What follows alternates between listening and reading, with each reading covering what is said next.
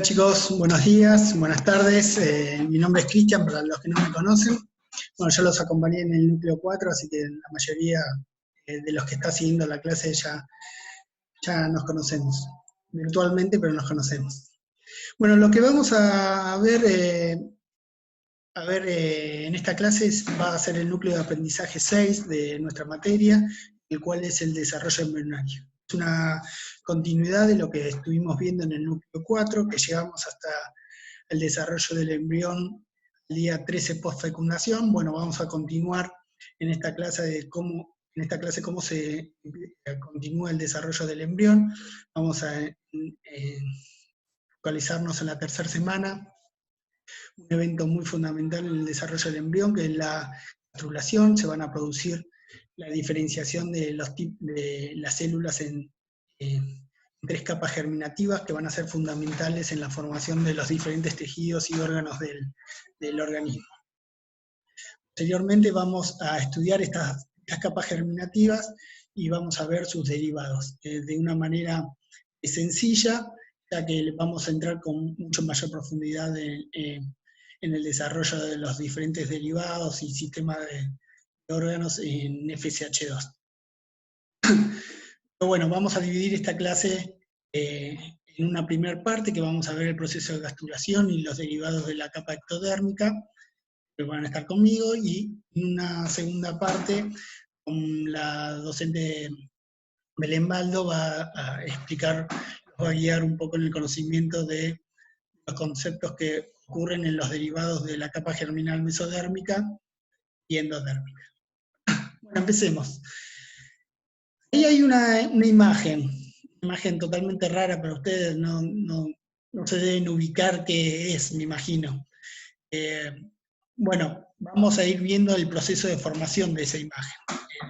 A mitad de clase vamos a obtener esta imagen nuevamente. Pero bueno, para ir mostrándolo, ahí tenemos un corte de un embrión que lo estamos mirando desde arriba, dorsalmente.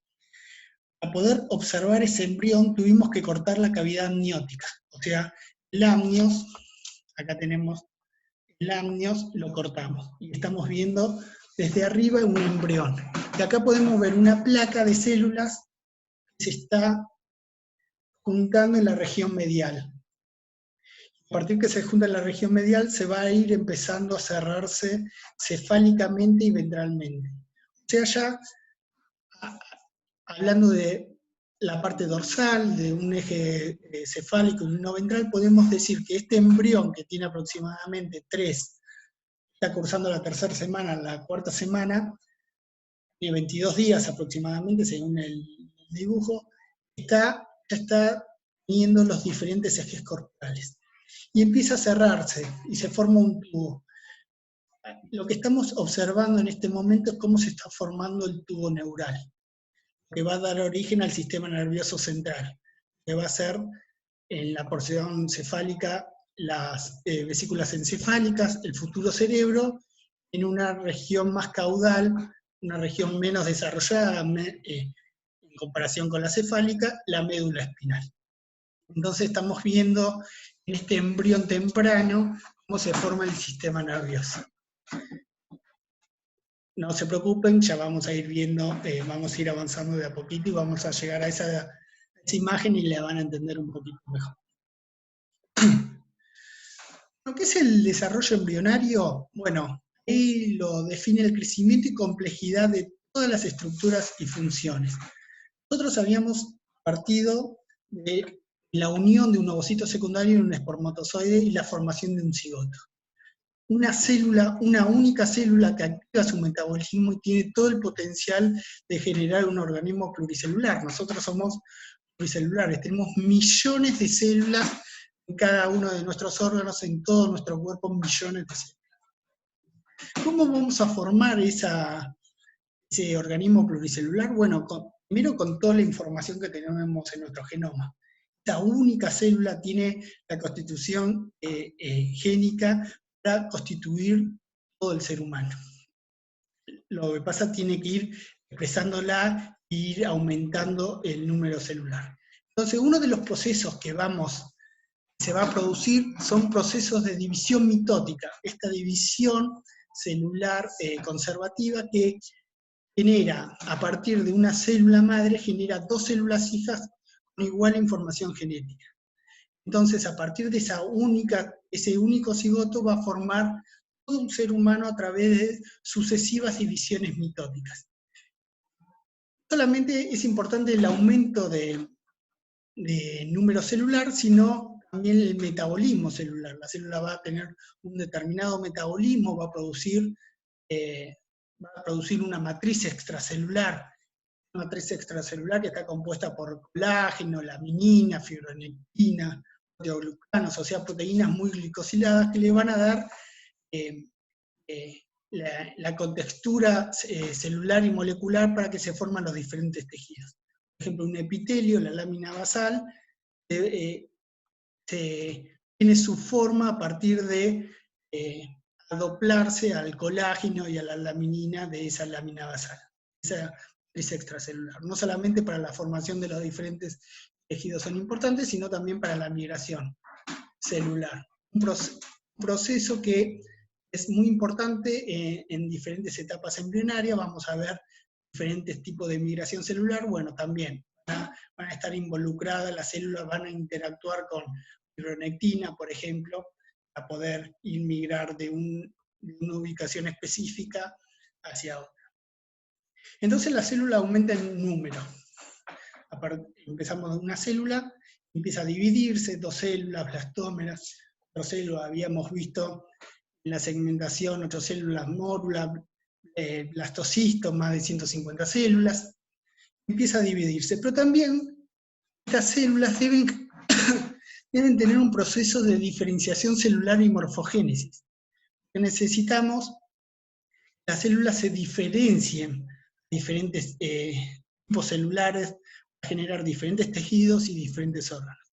Por ejemplo, nosotros necesitamos eritrocitos, células sanguíneas, células musculares y neuronas, por ejemplo, en ese gráfico que se puede ver ahí. O sea, tipos celulares totalmente específicos, muy diferentes del uno del otro, en el cual la célula va a tener que sufrir procesos de diferenciación muy fuertes que son unidireccionales. O sea, se diferencian a un tipo celular, pero no pueden volver, se pueden desdiferenciar.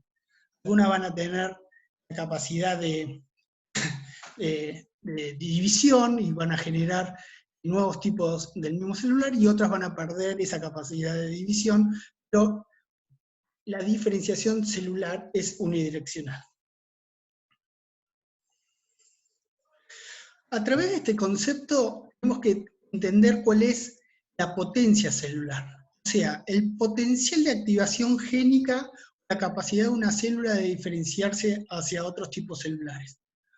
Y esto es a mayor diferenciación celular, la célula va perdiendo esa potencialidad de diferenciarse. Todas las células del organismo del ser humano tenemos la constitución genómica completa, pero no se expresa en todas las células de igual manera. Tenemos un proceso de transcripción diferencial, o sea, un proceso de diferenciación celular que permite que se expresen ciertas proteínas específicas de ese tipo celular, pero no otras. Por ejemplo, una célula muscular, nosotros no queremos que se expresen proteínas de un hepatocito, por ejemplo.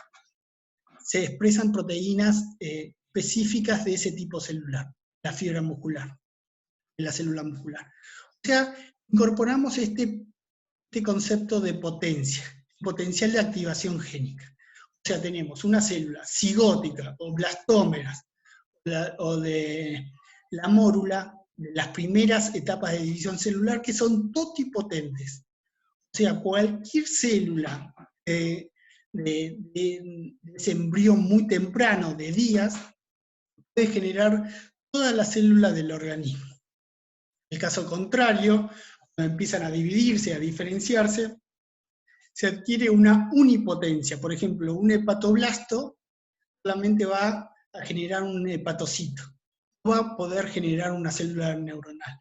O sea, se va perdiendo esa capacidad de esa potencialidad de diferenciarse a diferentes tipos celulares. ¿Por qué? Porque no puede activar todo el potencial génico que tiene. Y esto no es importante para que lo sepan, pero es lo que es la regulación epigenética. Regulación del ADN sin cambiar la secuencia. Una de estas regulaciones es la metilación. Se incorporan grupos metilos, CH3, carbono hidrógeno 3, las citocinas. Y esto es diferencial en los diferentes tejidos. Se borra todo el patrón de metilación en el cigoto y empieza a metilarse nuevamente en las primeras divisiones mitóticas.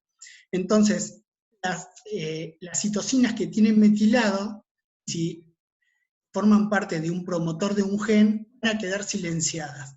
Más que está el gen, están metiladas, van a quedar silenciadas porque adquieren un poder de compactación mayor. Los factores de transcripción no van a poder activar ese gen. Entonces se produce un patrón de metilación diferencial en los diferentes tipos de células.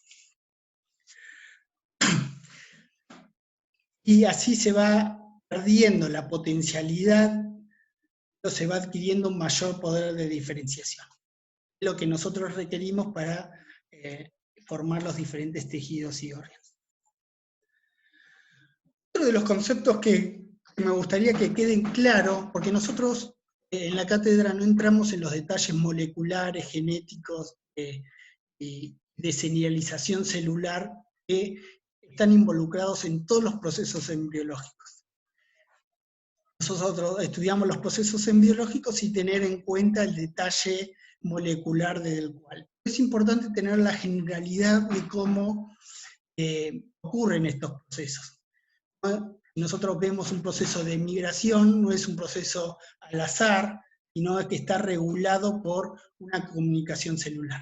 ¿Qué es la comunicación celular? Bueno, es la capacidad que tienen todas las células de intercambiar información físico-química con otras células para inducir cambios génicos.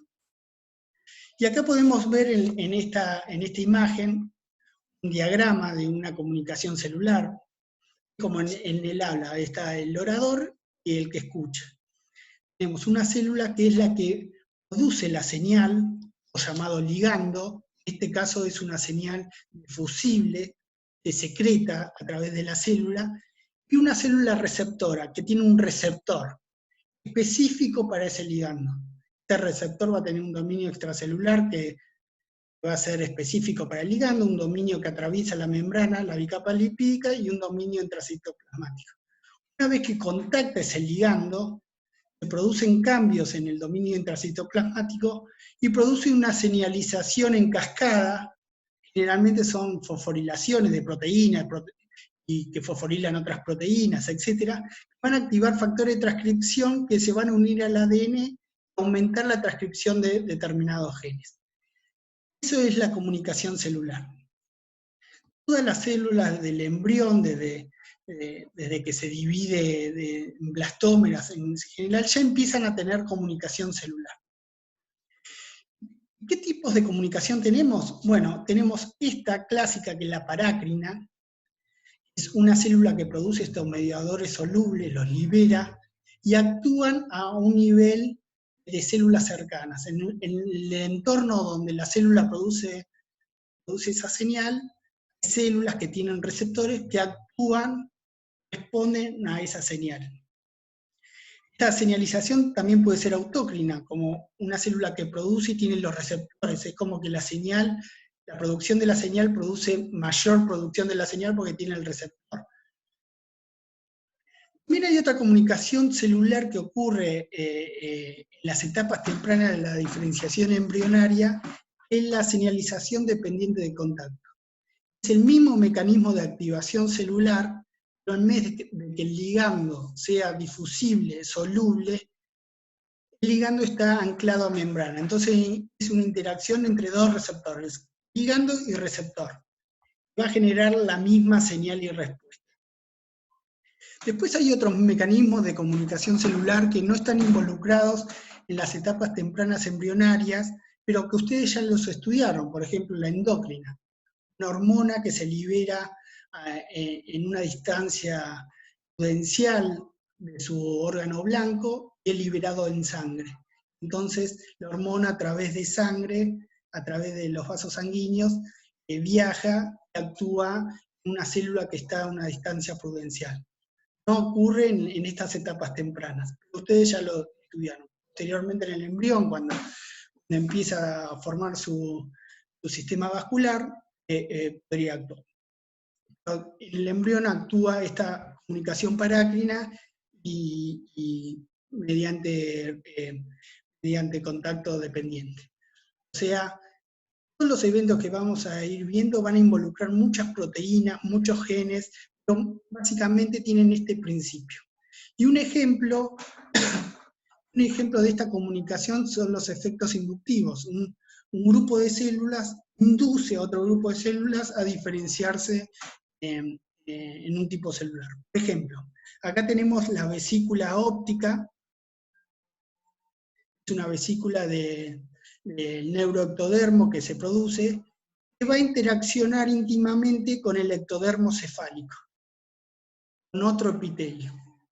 Esa interacción de ese epitelio de la vesícula óptica con el neuroectodermo, principalmente estos tipos de comunicación parácrina y dependiente del contacto, esa íntima relación va a producir cambios en la célula que responde a esa señal, va a activar genes, va a activar proteínas que van a empezar a diferenciarse, por ejemplo, en el cristalino y posteriormente en la córnea. O sea, el desarrollo del ojo se produce por una interacción molecular y de señalización entre la vesícula óptica y el ectodermo cefálico. No siempre se realiza este tipo de comunicación entre dos epitelios, puede ser un epitelio y el mesénquima. Por ejemplo, tejido conjuntivo laxo, cualquier origen embriológico, puede haber una comunicación entre eso. Eso lo podemos ver en el desarrollo del hígado, por ejemplo, en el desarrollo de las extremidades de los dedos, donde un epitelio da la señal y el mesénquima subyacente, que está en los alrededores, va respondiendo, activando sus genes para hacer las diferenciaciones celulares pertinentes. Bueno, retomemos un poco a dónde estábamos embriológicamente en el núcleo 4. Ya se había el embrión implantado, estábamos en un estadio de 12 células, el embrión estaba conformado principalmente por dos estructuras, el trofoblasto lo que iba a ser el futuro en la parte coriónica de la placenta, la parte embrionaria, ya se había diferenciado lo que era el citotrofoblasto, acá estas células nucleadas con límites celulares, con alta actividad mitótica. Se había diferenciado también el sincicio-trofoblasto, estas células muy invasivas, con pérdida de límites celulares, multinucleadas, que tenían la capacidad de englobar a los sinusoides maternos y formar las lagunas trofoblásticas. Del otro lado, el embrión era un embrión bilaminar.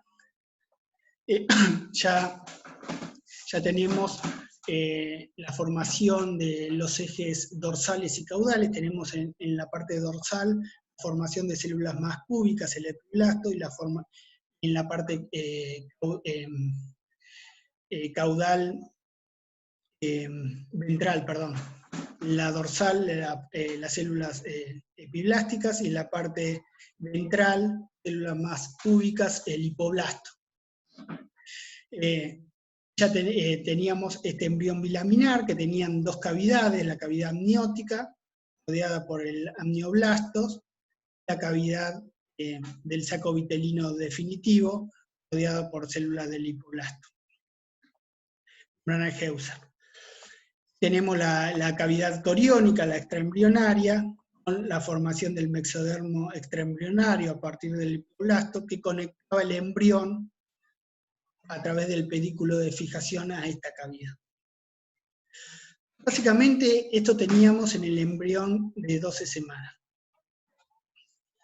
Ahora, a partir de la tercera semana, ocurre un proceso fundamental en el desarrollo del embrión que se llama gastrulación. Ya vamos a ir detallando un poquito los conceptos de este proceso. Pero se forman las 3 capas germinales embrionarias a partir del epiblasto. O sea, ya sabemos que a partir de las células más dorsales, el epiblasto, el embrión bilaminar, se van a formar las 3 capas germinales. Ya podemos llamarlas ectodermo, mesodermo y endodermo. Y acá están diferenciadas en 3 colores específicos, porque en el libro también diferencian en estos 3 colores, los va a ayudar a interpretar los dibujos de qué capa germinal se están formando los diferentes tejidos y órganos, identificando los colores. Así que todos los derivados del ectodermo van a estar graficados en azul, los derivados del mesodermo en rojo y así sucesivamente. Para empezar a hablar de este proceso que ocurre en la tercera semana, tenemos el embrión bilaminar. Acá tenemos una imagen dorsal, o sea, estoy mirando el embrión desde arriba. Para eso le corté la cavidad amniótica, porque recordemos que dorsalmente tenemos la cavidad amniótica. Entonces realizo un corte de la cavidad amniótica para poder ver el epiblasto. Y ahí estoy viendo el epiblasto. Cuando observo el epiblasto al día 14 aproximadamente, empieza a aparecer una leve línea en la región más caudal. Ya también en el embrión bilaminar se empieza a diferenciar este eje. Ya teníamos diferenciado el eje dorsal y ventral, por la ubicación de las células epiblásticas y hipoblásticas. También en el embrión bilaminar se forma el eje cráneo-caudal, o sea, cefálico-caudal. También en el hipoblasto hay unas células que migraban cefálicamente, que se llamaban endodermo visceral anterior, que también señalizan y son importantes para el desarrollo del extremo cefálico. Bueno, acá también podemos observar la formación de una línea muy tenue al principio, luego se va incrementando y al día 16 ya se puede observar con nitidez la formación de una línea en la región caudal del epiblasto. También de un nodo o nódulo primitivo va a formar una protuberancia, una depresión que la vamos a llamar fosita primitiva. Entonces, a partir del día 15-16 ya es notorio la observación de esta línea primitiva en la superficie del epiblasto. También se puede observar la membrana bucofaringea, que va a ser la futura cavidad oral, o sea, en la región cefálica del embrión.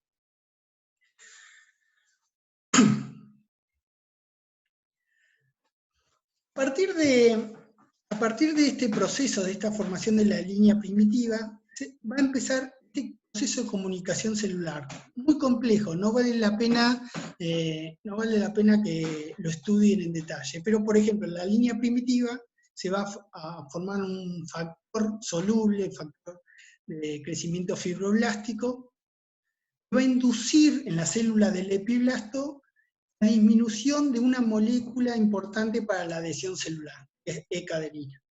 Entonces, esa señalización de la línea primitiva induce en las células epiblásticas una señal de migración, o sea, una señal de deben dejar de estar unidas, empiezan a migrar. Y se empieza a formar una migración de células hacia la línea primitiva. Todas las células del epiblastos empiezan a migrar hacia la línea primitiva.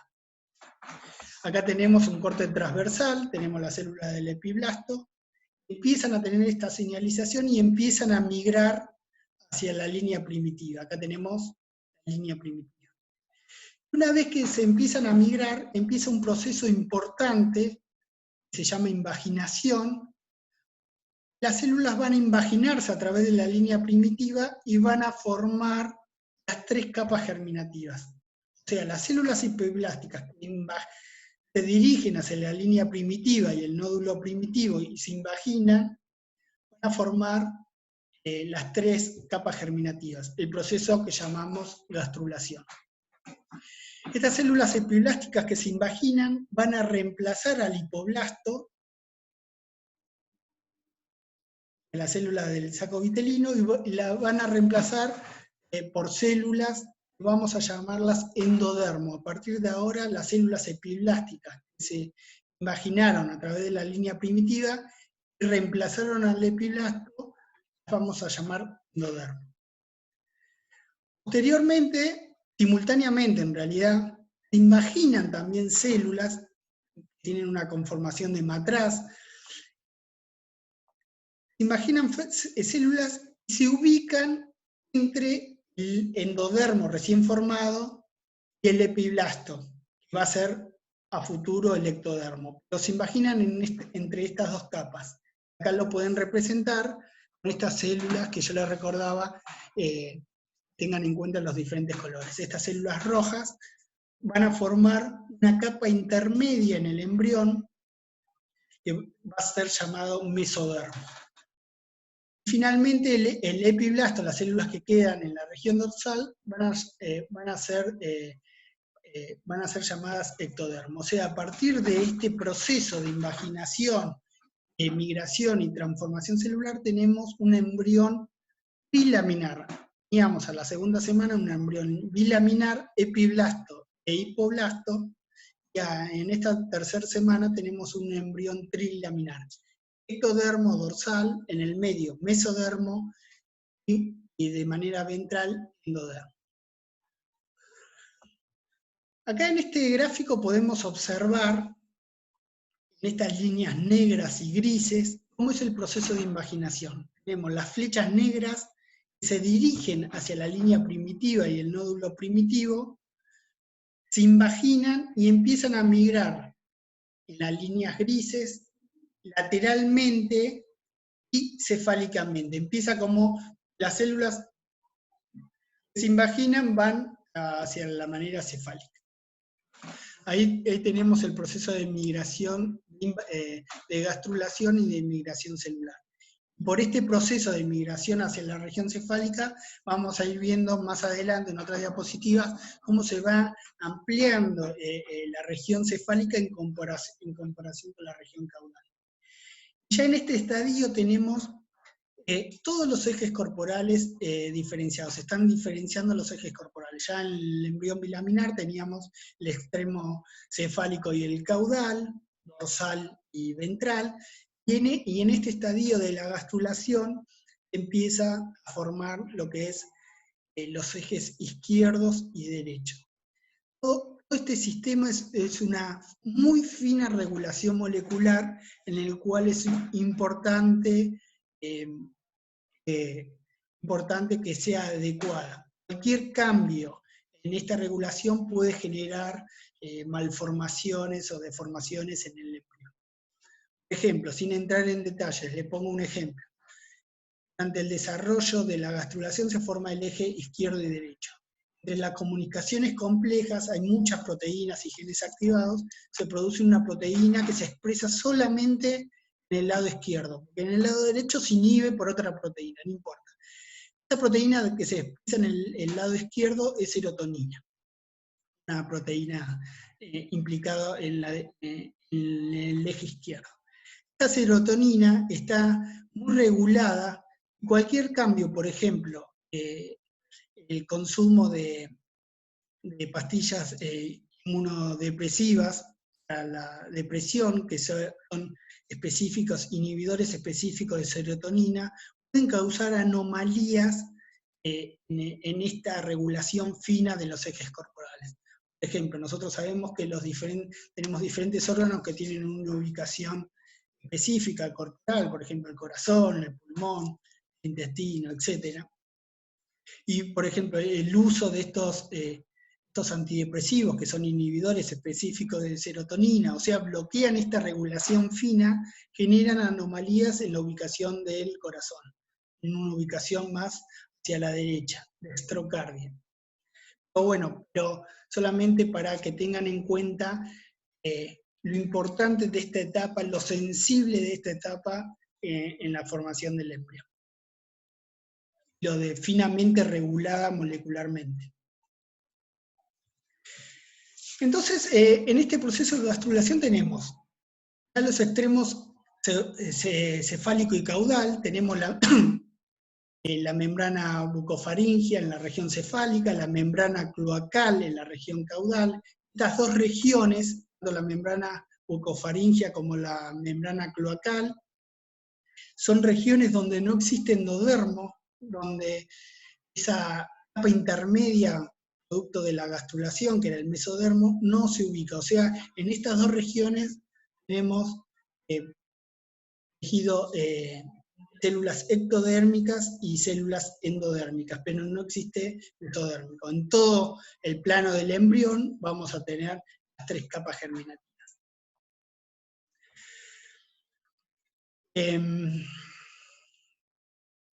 Después, a través de esta figura podemos, sin entrar mucho en detalle, pero podemos ver cómo están descritos las diferentes regiones en las cuales las células epiblásticas que se invaginan en determinados lugares específicos de la línea primitiva y el nódulo primitivo van a generar diferentes tipos de mesodermo.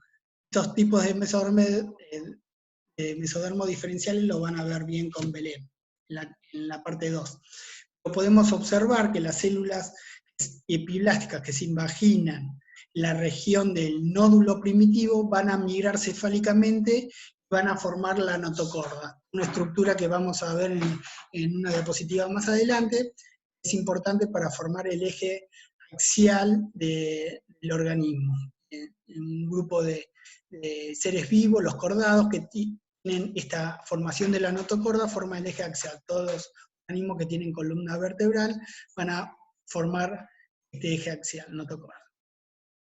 Después, las células que se invaginan en la región caudal del nódulo primitivo y en la región cefálica de la línea primitiva, van a formar el mesodermo paraxial, los somitas, estructuras que ya van a estudiar en la siguiente clase. Solamente quiero que quede el concepto de que diferentes regiones donde se invaginan las células epiblásticas generan diferentes tipos de mesodermo. La región media se van a invaginar estas células epiblásticas y van a formar el mesodermo intermedio, o sea, lo que va a dar origen posteriormente al sistema urogenital.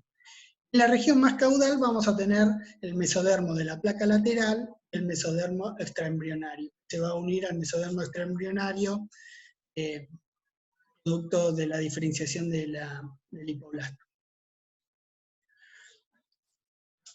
Después dice, aparecen las lantoides de la pared del saco vitelino que se extiende al pedículo de fijación. Bueno, eso lo voy a explicar acá, no hay ninguna imagen, lo voy a explicar en otra diapositiva en donde se pueda ver el alantoide. Es una estructura del saco vitelino que se mete en el pedículo de fijación.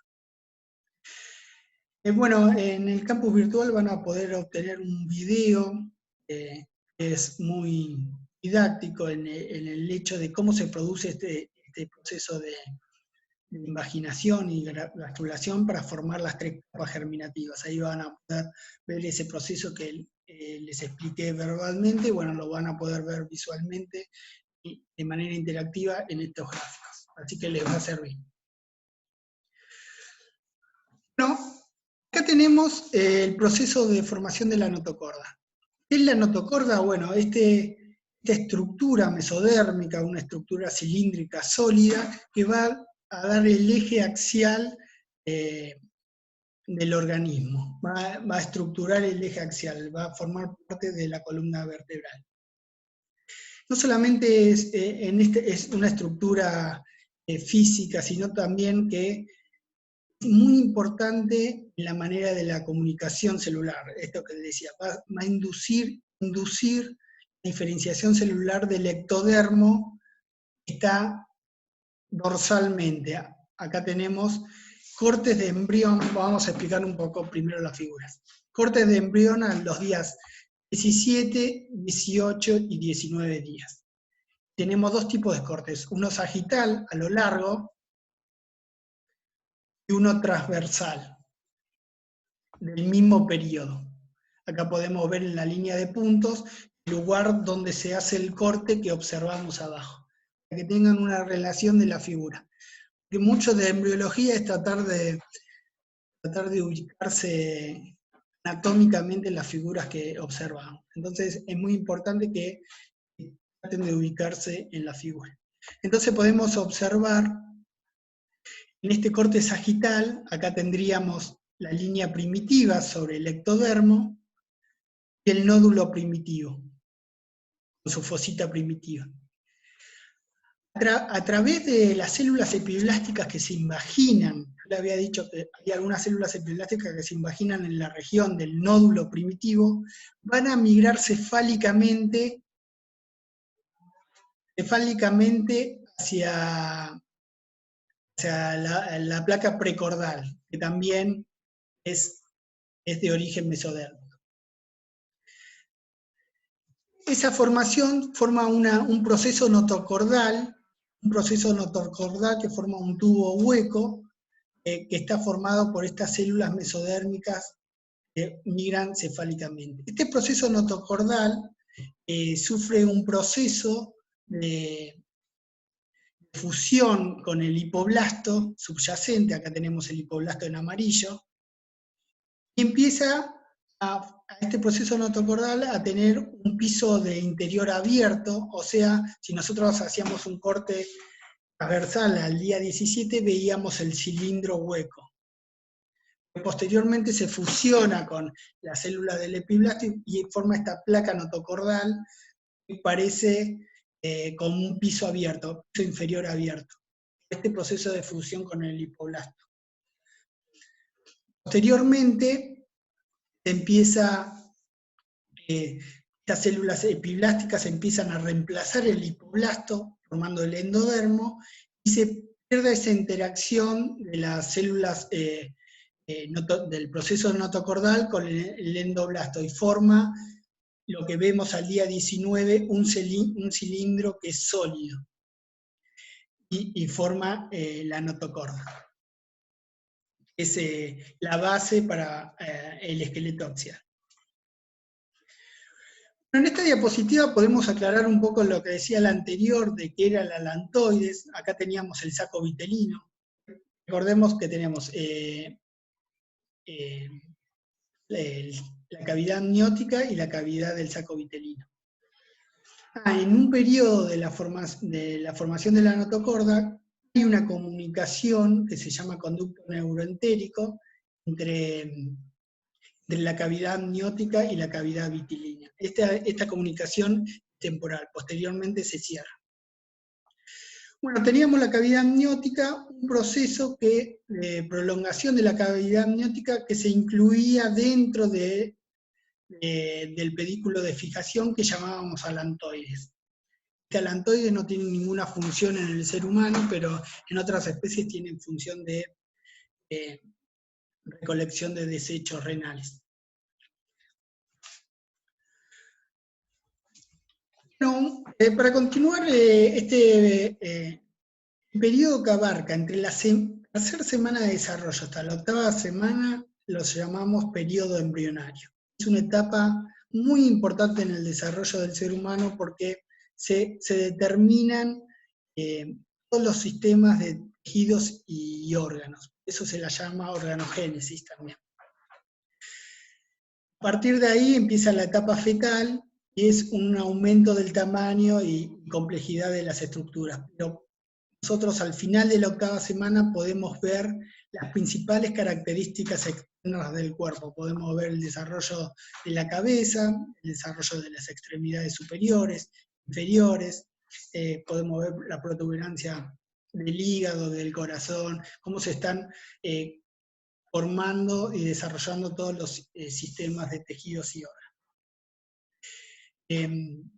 Acá podemos observar un poquito de este embrioblasto, que posteriormente va a ser un embrión bilaminar, con epiblasto y hipoblasto, y posterior a la gastrulación, ese proceso que acabamos de explicar, se van a formar las tres capas germinales.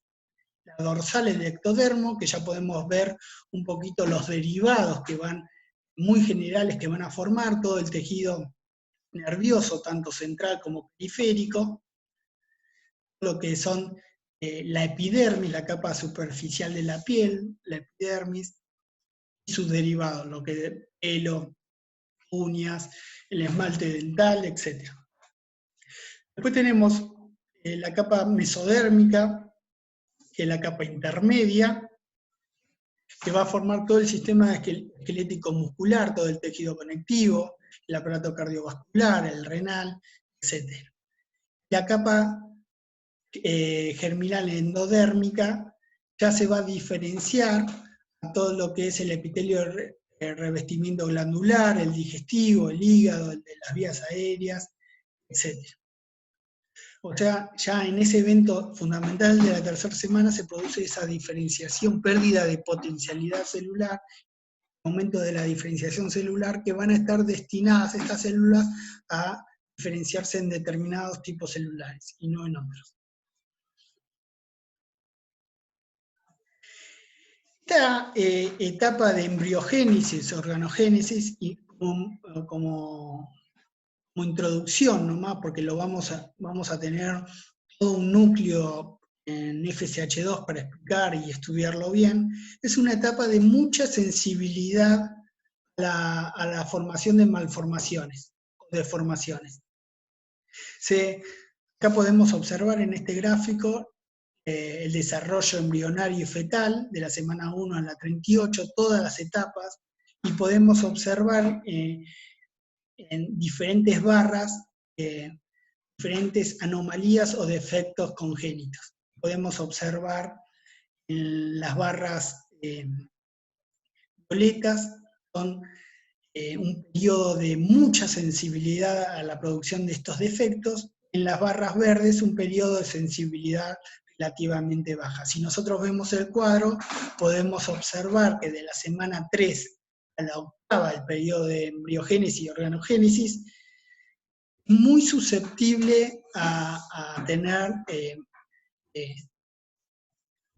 inestabilidad y formación de malformaciones estos tejidos y órganos. Estamos formando todos los tejidos y órganos y las características externas en esta etapa de la tercera semana de la octava semana. Bueno, esta etapa es muy susceptible a las malformaciones. Cualquier agente químico, físico, externo, por ejemplo, radiación, por ejemplo, agrotóxicos, por ejemplo, el uso excesivo, la toma excesiva de alcohol, etcétera, puede generar diferentes anomalías. Por ejemplo, fallas en el cierre del tubo neural, anomalías cardíacas, labio leporino, acá podemos ver un montón de anomalías, y la mayoría se encuentran entre estas semanas. Posterior al periodo de embriogénesis, el periodo fetal, ya la susceptibilidad disminuye, más que durante todo el desarrollo del embarazo es susceptible, la mayor periodo de susceptibilidad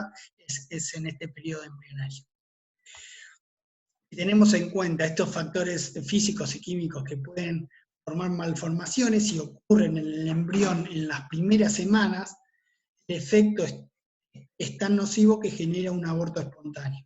La mujer ni se entera que estaba embarazada, tiene un aborto espontáneo y pasa como si fuera un periodo menstrual. Hubo una pérdida de un embarazo, por la sensibilidad que tiene en este periodo. Bueno, entremos un poco en los derivados de la capa germinal ectodérmica. O sea, teníamos 3 derivados: ectodérmico, mesodérmico y endodérmico. Todas estas estructuras que va a formar la capa germinal ectodérmica va a generar todos los órganos y las estructuras que van a tener contacto con el mundo exterior. ¿Qué quiere decir contacto con el mundo exterior? Bueno, que van a tener relación con el mundo exterior. Nosotros vamos a responder hacia esos impulsos. Por ejemplo, el sistema nervioso central y periférico. Todo el desarrollo de la vesícula encefálica y la médula espinal, y el periférico, las neuronas que van a tener contacto con los diferentes órganos, la piel, el pelo, etcétera, van a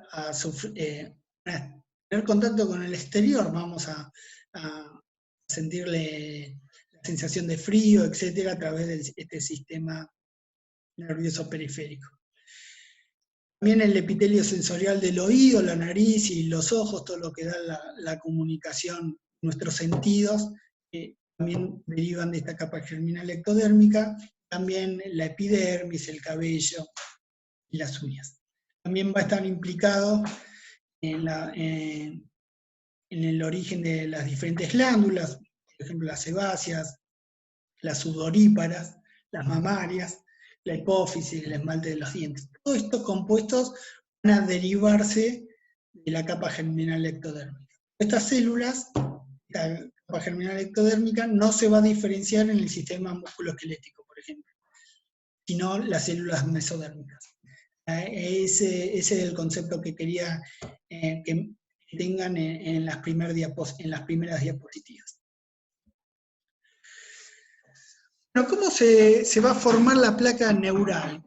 Bueno, vamos a formar el tubo neural, la placa neural, en un proceso que vamos a llamar importante, que empieza posterior a la gastrulación, que se va a llamar neurulación, o sea, formación del tubo neural. Es el primer paso de formación del tubo neural. Bueno, es la inducción que tiene la notocorda y la placa precordal, estructuras mesodérmicas que están en una región más ventral que el ectodermo, y van a inducir cambios en el ectodermo para transformarlo en neuroectodermo, neuroepitelio. Acá podemos ver en esa comunicación de inhibición de ciertas señalizaciones que generan esta conversión. Podemos ver un embrión, siempre mirándolo de manera dorsal, ustedes ya se relacionaron con este tipo de imágenes. Estamos viendo el embrión de 16 días, un embrión bilaminar, se puede ver la línea primitiva y el nódulo primitivo, y podemos ver que el embrión es bastante circular. Posterior a la gastrulación, se imaginan las células a través de la línea primitiva, van a migrar lateralmente y cefálicamente. El embrión a los 18 días va a tener esta forma más desarrollada en la región cefálica, que va a ser el futuro desarrollo de las vesículas encefálicas, o sea, del cerebro, va a estar mucho más desarrollada que la zona caudal, que va a ser la zona que va a desarrollar la médula espinal.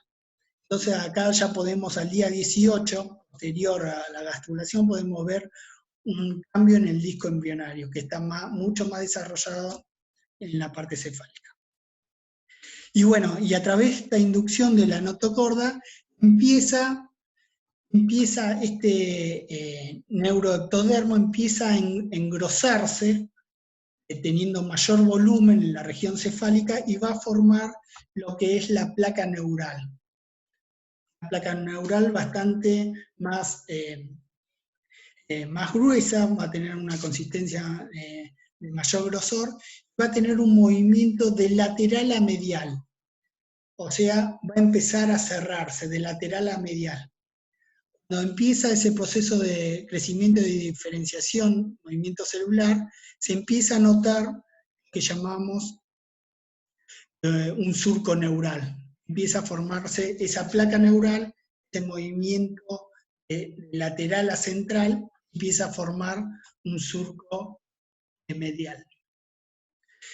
Y ese surco medial empieza a formar lo que es el cierre del tubo neural en sí. Es como si fuera,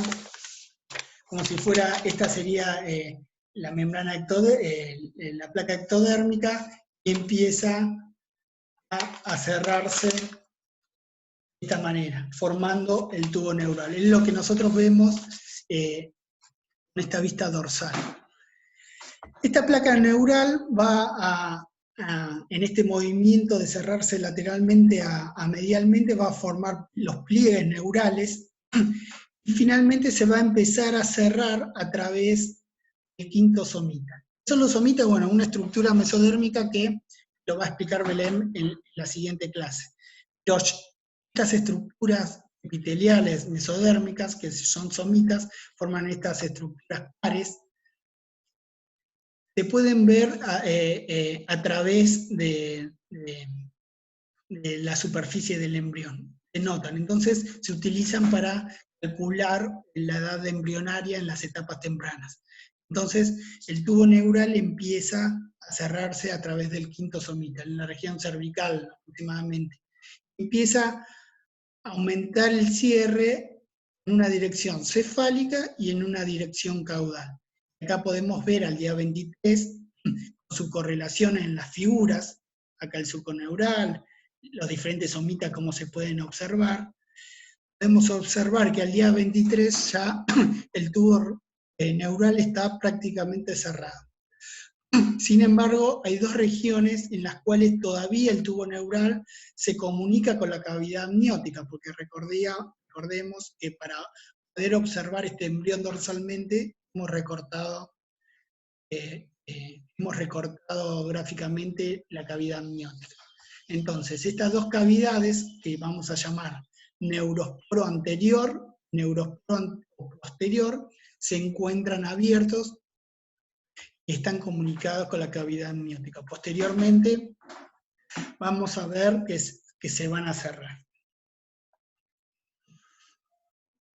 Acá tenemos el mismo proceso de neurulación que vamos a observar cortes transversales. Podemos observar en estos gráficos microscopías electrónicas de barrido, en donde podemos observar cómo se van pegando las placas neurales y se van finalmente cerrando, formando el tubo neural cerrado. Acá en este gráfico podemos observar lo mismo a través de la inducción de la notocorda, esta estructura cilíndrica sólida, que genera ciertas proteínas, inhiben cierta señalización, genera la formación de la placa neural. Esta formación de la placa neural va tomando este movimiento de lateral hacia medial, en donde se puede observar el pliegue neural, la formación del surco neural, y finalmente se va a fusionar los dos pliegues neurales cerrando el tubo neural. Como podemos observar, no solamente se forma el tubo neural, sino se forma también la epidermis. Acá podemos ver la epidermis, que era uno de los derivados del ectodermo, el tubo neural, y unas células que están en el pliegue neural, como forman parte del pliegue de la cresta esta neural, van a ser llamadas células de la cresta neural, van a desprenderse, van a sufrir un proceso de transición epitelio-mesenquimático, se desprenden de esa estructura epitelial y migran hacia la dermis. Van a migrar hacia el tejido mesenquimático subyacente. Entonces, acá podemos observar que estas células de la cresta neural, al principio están adheridas al epitelio neuronal y posteriormente van a migrar. Estas células de la cresta neural, a través de la cantidad de derivados que tienen, es llamada la cuarta capa germinal, pero pertenecen a esta capa ectodérmica. Esto es un ejemplo un poco de, sin entrar en detalles, un ejemplo de esta regulación molecular muy dinámica y fina que hay en la formación de todos los tejidos tipos celulares específicos durante la embriogénesis. Por ejemplo, acá tenemos la formación del proceso de neurulación, la formación del tubo neural y los diferentes derivados. Teníamos la epidermis y la célula de las crestas neurales. Acá podemos ver la placa neural que se empieza a cerrar y finalmente se cierra formando el tubo neural. Acá, como método de inducción, como ejemplo de inducción, que era una inducción de la notocorda, acá podemos ver la notocorda, genera concentraciones diferenciales de una proteína que no es importante conocerla, la proteína morfogénica ósea. Estas concentraciones diferenciales de esta proteína generan el diferentes tipos de celulares. Por ejemplo, a altas concentraciones proteína morfogénica ósea, que ya está lejos de la inducción de la inducción inhibitoria de la notocorda, va a generar la epidermis. Concentraciones bajas de esta proteína morfogénica ósea va a generar el tubo neural.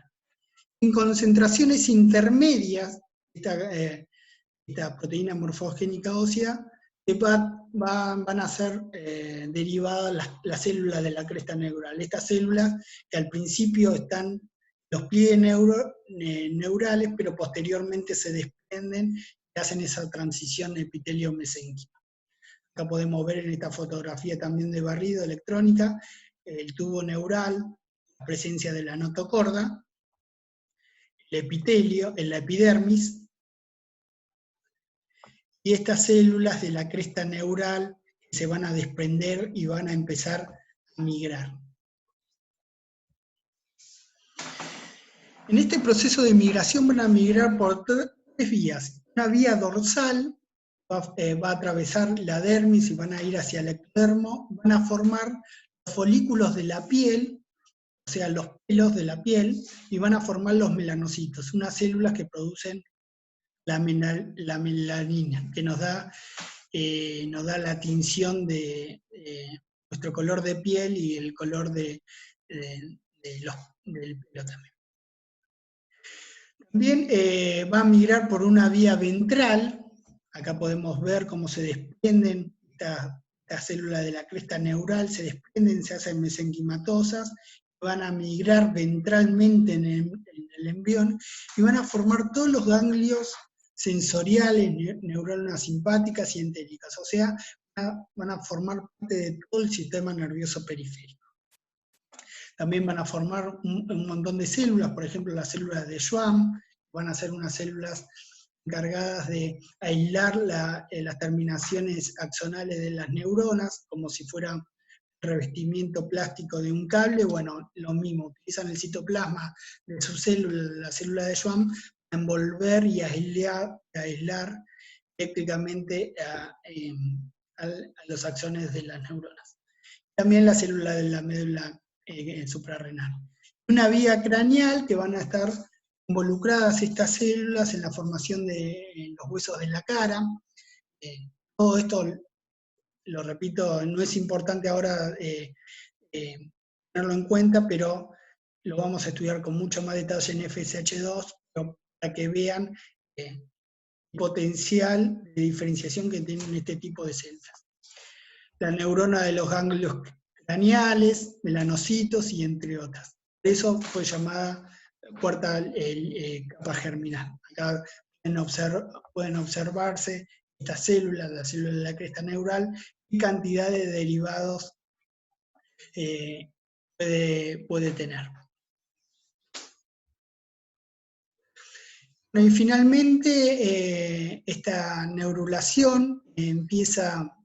Nosotros habíamos dicho que el día 23 ya estaba prácticamente cerrado, aunque estaba comunicado por el neurosporo anterior y el neurosporo posterior estaba abierto el tubo neural. Bueno, continuada la diferenciación del embrión, se van a cerrar estos neurosporos, el craneal se cierra anticipadamente al día 25 aproximadamente, o en un periodo de número de somitas, se habla entre 18 y 20 aproximadamente, a través de la observación superficial del número de somitas, de 18 o 20 pares. El neurosporo posterior se va a cerrar 3 días posterior al cierre del neurosporo anterior. Entonces se calcula entre el día 28 aproximadamente, en una fase de 25 somitas.